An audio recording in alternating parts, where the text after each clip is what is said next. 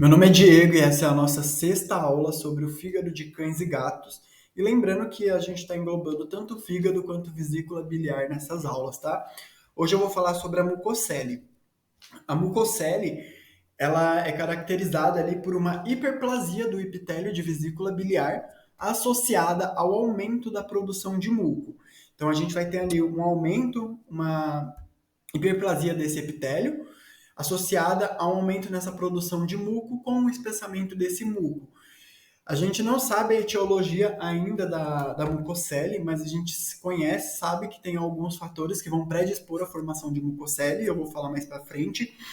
Ela vai ocorrer principalmente em cães a partir dos 6 anos de idade. E o problema da mucocele é que a maioria desses pacientes vão ser assintomáticos e a gente vai descobrir isso com um achado ultrassonográfico. Alguns apresentam sinais clínicos, mas alguns vão ser assintomáticos. Quando a gente manda ali para um ultrassom de rotina ou por um outro problema, como eu vou mostrar para vocês que ele tem outras doenças associadas, a gente manda para um ultrassom e a gente acaba descobrindo a mucocele. A mucocele é uma doença muito grave, em que a gente tem que tratar esse paciente o quanto antes, mesmo que ele seja sintomático, porque pode ter uma ruptura ali de vesícula biliar e vai ser muito prejudicial para o nosso paciente. Então a gente vai ter ali um processo inflamatório do epitélio da vesícula biliar. Esse processo inflamatório, ele pode evoluir para uma peritonite, vai também causar ali obstrução parcial ou total das vias biliares, e a gente teria um processo colestático justamente por conta desse processo inflamatório, por conta desse espessamento de muco, desse muco que está ficando parado ali dentro de vesícula biliar. Num quadro mais grave, a gente pode ter ali uma necrose por isquemia dessas vias biliares, e ruptura da vesícula biliar. E aí, quando essa vesícula biliar se rompe, o prognóstico para esse paciente vai ser muito pior, porque a gente vai ter conteúdo de vesícula biliar sendo depositado em cavidade abdominal. E ela é uma doença que ela vai predispor à infecção oportunista. Se a gente tiver a ruptura dessa vesícula biliar associada à infecção oportunista, a gente vai estar depositando bactérias em cavidade abdominal, e aí isso vai ser muito ruim para o nosso paciente, tá? E é justamente por isso que ela é uma doença que deve ser tratada de forma mais rápida possível, e de preferência o tratamento vai ser o cirúrgico. Quais são os fatores que vão predispor esse paciente a desenvolver a mucocele? O hiperadrenocorticismo está muito associado, o hipotireoidismo, hiperlipidemia, e aí essa hiperlipidemia pode ser por conta de uma doença ou pode ser por conta de uma dieta muito rica em gordura.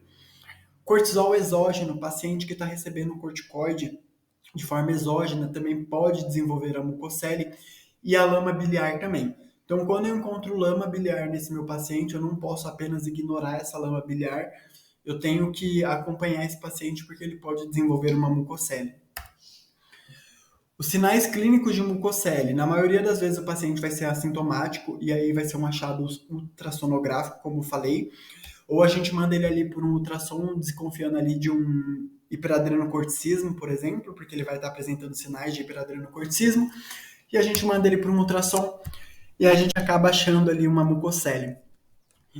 Outros vão desenvolver sinais clínicos, como anorexia, êmese, poliúria, polidipsia, dor abdominal, distensão abdominal. A distensão abdominal também pode estar associada ao hiperadreno. Ele vai apresentar icterícia. Alguns desenvolvem icterícia, outros não. Vai depender ali do grau de obstrução de colestase dessas vias biliares, tá? Mas a maioria desses pacientes vão ser assintomáticos ou vai ir para um ultrassom por conta de outra doença associada e a gente não está pensando na mucocele. No laboratorial, a gente vai ver que a LT, a ST, a GGT, fosfatase alcalina, vai estar normal ou aumentada. E aí o laboratório não vai trazer muitas informações para a gente justamente por conta disso, porque pode estar tudo normal nesse paciente. Bilirrubina pode estar normal ou aumentada. Função hepática, normal ou diminuída. E no leucograma, na maioria das vezes a gente vai ver ali uma presença de leucocitose por neutrofilia, por conta desse processo inflamatório. Se ele tiver também ali uma infecção oportunista por bactérias, aí a gente pode ter uma leucocitose mais acentuada, com neutrofilia, com desvio à esquerda. E aí, então, mas no geral, assim, o laboratorial, na maioria das vezes, não vai trazer muita informação para gente. O que vai fechar o diagnóstico de mucocele vai ser o ultrassom.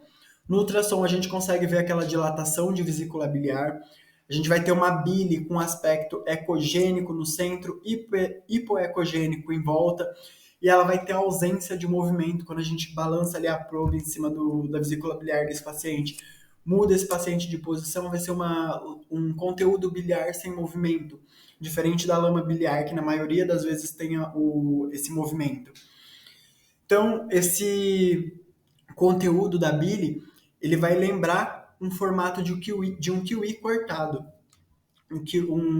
Ela vai ter ali o aspecto ecogênico no centro e hipoecogênico em volta, vai lembrar um kiwi cortado. Aqui a gente tem uma imagem de uma mucocele, essa imagem é do livro da Jericó, e a gente consegue ver tudo isso aqui que eu falei nessa imagem. A gente consegue ver ali no centro ecogênico, hipoecogênico em volta, lembrando realmente um kiwi cortado ao meio. E ela vai ter ausência de movimento quando a gente balançar ali esse animal, mudar ele de posição, ela não vai se mover. Se fosse uma lama biliar, ela se moveria, a mucocele não. E é importante a gente saber diferenciar a lama de biliar para a mucocele, para a gente saber como e quando entrar com o tratamento. O tratamento da mucocele, ele é cirúrgico, independente do grau de mucocele, se é um grau 1, grau 2, grau 3, grau 5, a gente vai entrar com tratamento cirúrgico. E o tratamento cirúrgico de eleição vai ser a colecistectomia.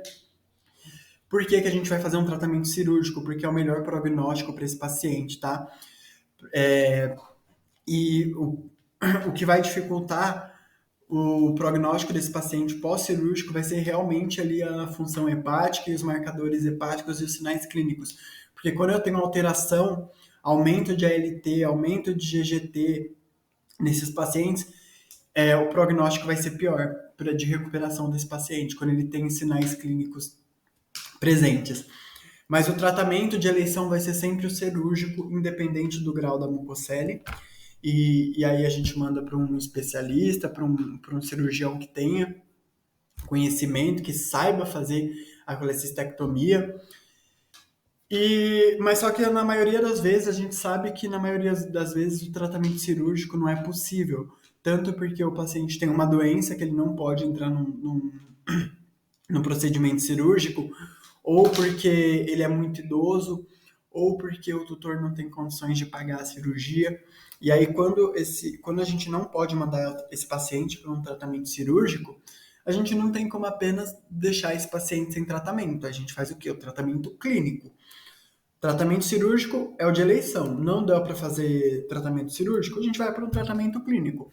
No tratamento clínico, o nosso objetivo ali vai ser eliminar esse muco, fazer com que esse muco saia ali de vesícula biliar, diminuir o colesterol na circulação desse paciente, porque eu falei que o colesterol, a gordura, ela vai predispor esse paciente à formação de mucocele, a gente vai diminuir lama biliar, a gente vai tentar aumentar o fluxo de ductos biliares para que essa bile seja excretada.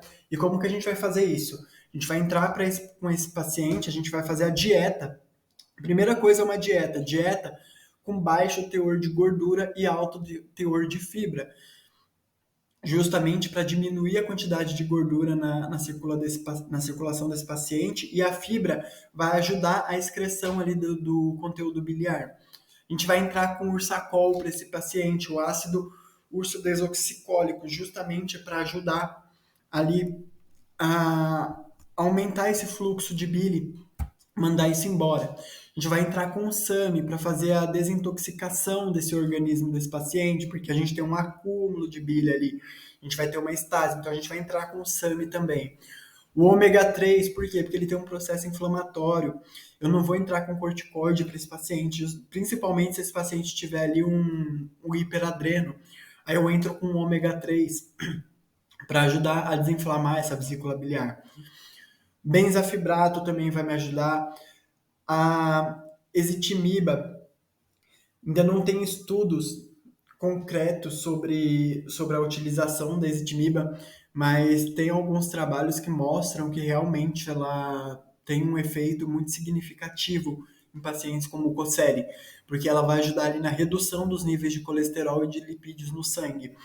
Então, é importante entrar com ela sim, por mais que a gente não tenha estudos concretos da efetividade dela na mucosele, mas é muito importante entrar com a ezetimiba em um paciente que estiver apresentando mucosele, que o tratamento não der para fazer o tratamento cirúrgico. E a gente entra com antibiótico quando? Quando esse paciente tiver sinais de infecção secundária, ou mesmo quando eu faço lá o tratamento cirúrgico, eu mando esse conteúdo para o citológico. Para quê? Para ver se tem bactérias. Ah, mas por que eu vou entrar com antibiótico se eu já retirei o foco ali de onde estavam as bactérias? Porque a gente tem que lembrar que vesícula biliar está muito próxima de fígado.